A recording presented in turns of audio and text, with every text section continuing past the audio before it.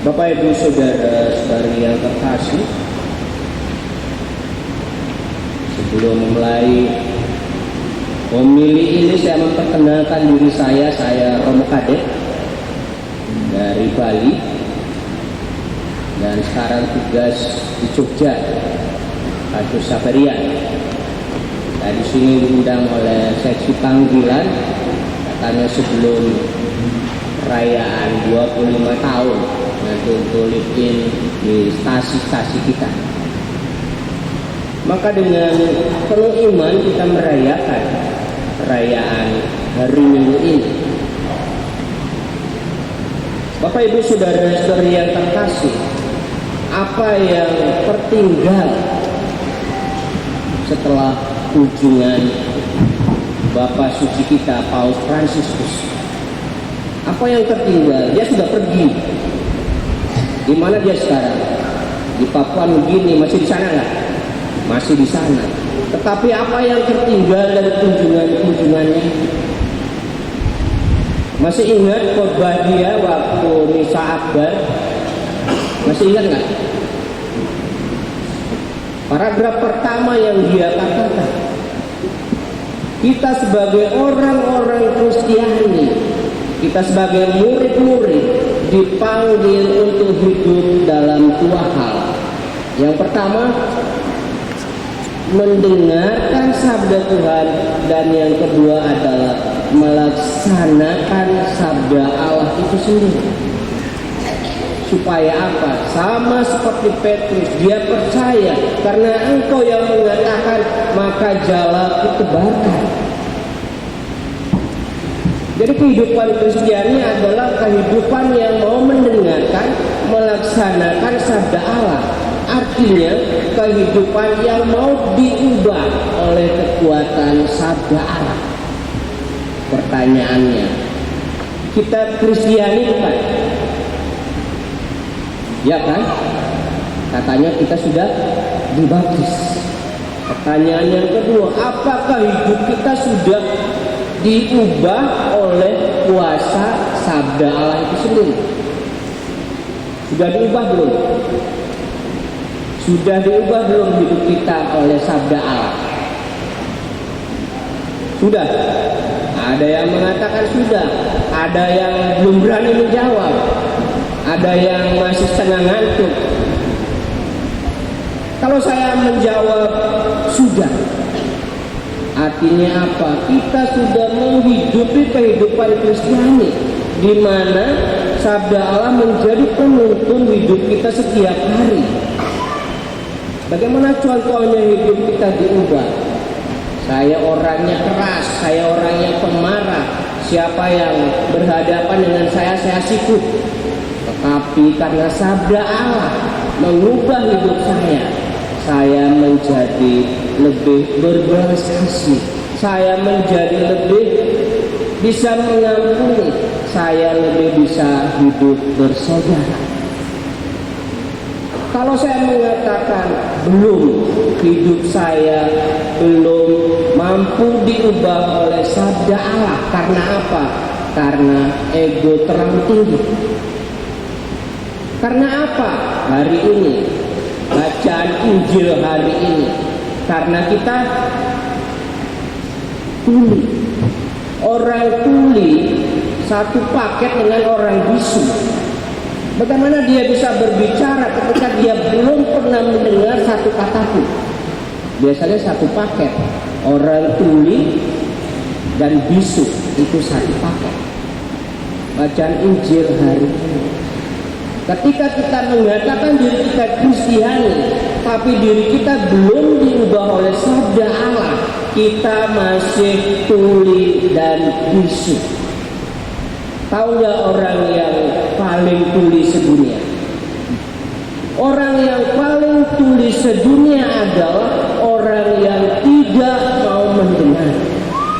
Punya telinga, telinganya berfungsi, tetapi sama sekali tidak mau mendengar. Orang yang paling bisu sedunia, orang yang paling gagap sedunia adalah orang yang punya mulutnya berfungsi untuk makan, tetapi tidak mau berbicara, bersaksi tentang kebenaran iman. Maka sama doa kita hari ini, Tuhan semoga membuka telinga kita, membuka mulut kita. Membuka telinga kita untuk apa?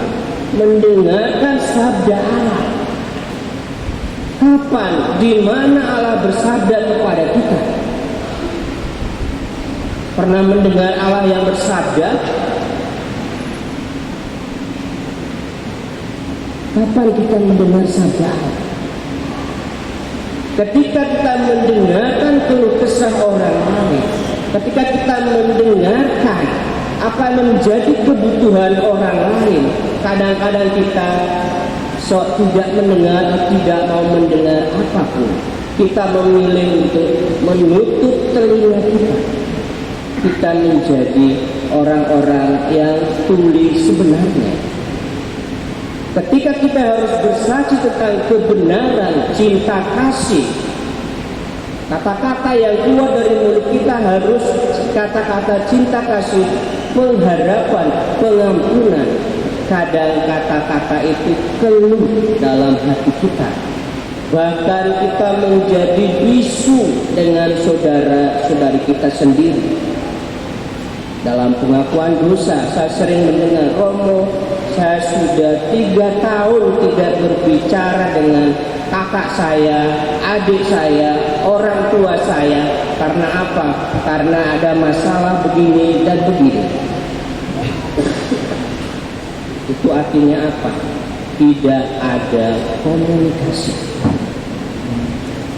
Maka hari ini jelas, Tuhan bukalah mulutmu supaya mulai berkomunikasi dengan siapa saya tidak mampu menutup diri untuk komunikasi. Efata, terbuka kesempatan bagi kita hari ini untuk memohon kepada Tuhan supaya telinga kita lebih peka terhadap permohonan, terhadap penderitaan, terhadap kebutuhan orang lain.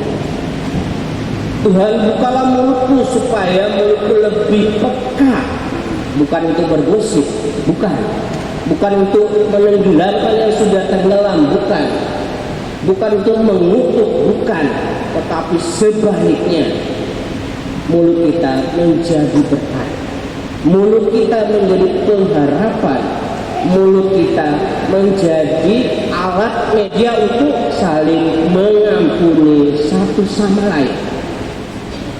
Karena apa? Pesan Paus Fransiskus dalam kunjungannya sangat-sangat jelas. Yang terpenting, yang terekam dalam diri saya ketika Paus berada di katedral, dia mengatakan apa? Setelah di katedral dia bertemu dengan anak-anak di mana pendidikan mereka lintas agama, lintas etnis. Dia mengatakan berperang dengan saudara sendiri adalah selalu sebuah kekalahan. Kadang dengan saudara kita mencari menang atau kalah, padahal Paus mengatakan berperang dengan saudara sendiri selalu adalah sebuah kekalahan. Ya kan? Untuk apa kita berperang dengan saudara sendiri? Tetapi sebaliknya, kata Paus, berdialog secara Kristiani adalah sebuah pertumbuhan. Maka dalam perayaan Ekaristi ini kita mohon kepada Tuhan. Dalam bacaan pertama sudah dikatakan kedatangan Tuhan, tahun Mesias. Kedatangan Mesias akan ditandai oleh apa? Orang bukan melihat, orang bisu berbicara, orang lumpuh akan melompat seperti rusa.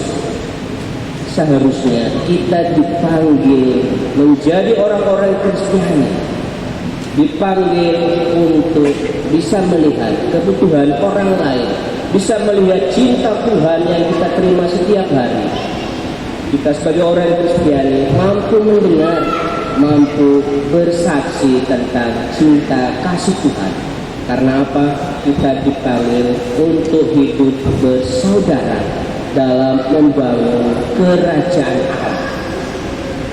Maka jelas pesan Injil hari ini, kalau ada yang masih tuli dengan saudara, dengan tetangga, dengan anak, dengan siapapun, maka hari ini kita dipanggil untuk saling mendengar, untuk saling menghubung, untuk saling bersaksi kebaikan satu sama lain.